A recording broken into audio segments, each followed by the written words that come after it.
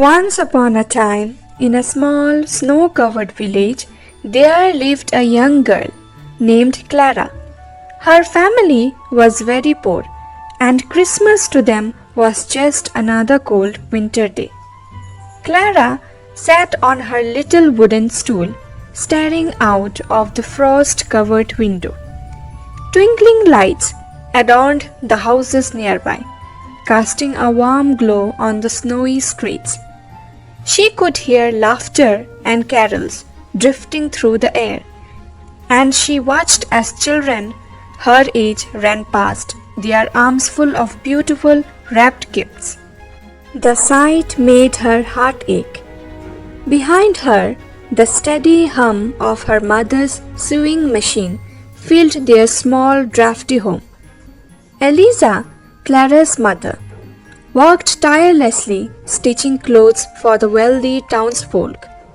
Her hands were worn and her eyes shadowed with exhaustion, but she never complained. "Mama," Clara said softly, turning away from the window, "do you think we will ever have a Christmas like the other families?" Eliza paused her sewing, looking up at her daughter. "Oh, Clara," she said gently, "Christmas isn't about the gifts or the decorations.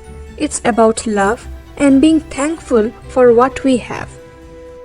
Clara nodded, but deep down her young heart wished for more. She wished for her mother to rest, for their home to be warm, and for just one Christmas where they could laugh and celebrate like everyone else.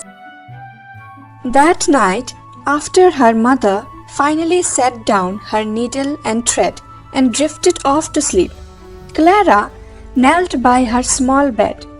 She clasped her hands tightly and whispered into the quiet night, "Dear God, I don't need toys or sweets. I just want Mama to be happy. Please, just this once. Let us feel the magic of Christmas." The next morning, Clara woke to an unusual sound, voices outside their home. She quickly pulled on her patched boots and opened the door to find their neighbors gathered on the snowy path. Mrs. Harper, one of her mother's customers, stood at the front holding a small decorated Christmas tree. Behind her, others carried baskets of food, warm blankets, and wrapped gifts. "Good morning, Clara," Miss Harper said warmly. "We have all come to bring a little Christmas cheer to you and your mother." Clara's eyes widened as she stepped aside to let them in. Eliza saw the villagers filling their small home with laughter, decorations, and the smell of freshly baked bread. Her hand flew to her mouth in shock. "What is all this?" Eliza asked, her voice trembling. Miss Harper smiled. "You have worked so hard for all of us, Eliza. It's time we give something back. No one should feel forgotten at Christmas." Clara watched as her mother's eyes filled with tears. The weight of years of struggle momentarily lifted. The villagers set the small tree in the corner, wrapping it with ribbons and ornaments they had brought. One man started a fire in their cold hearth, while another placed a warm, thick blanket over Eliza's shoulders. Clara couldn't contain her excitement as she opened a small gift handed to her by Miss Harper.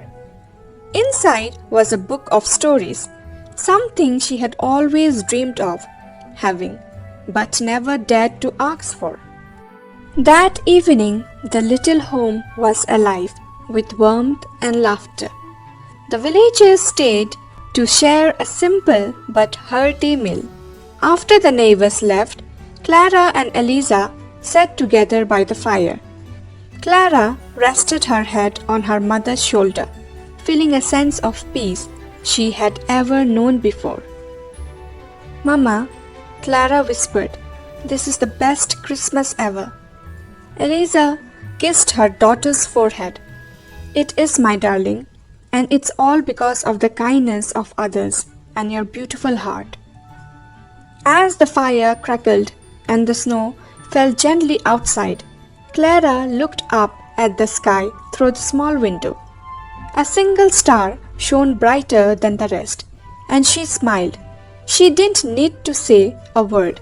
She knew her Christmas wish had been heard. The moral of the story is, the greatest gifts in life are not material possessions, but the love, kindness, and support we share with one another. True happiness comes from compassion and gratitude.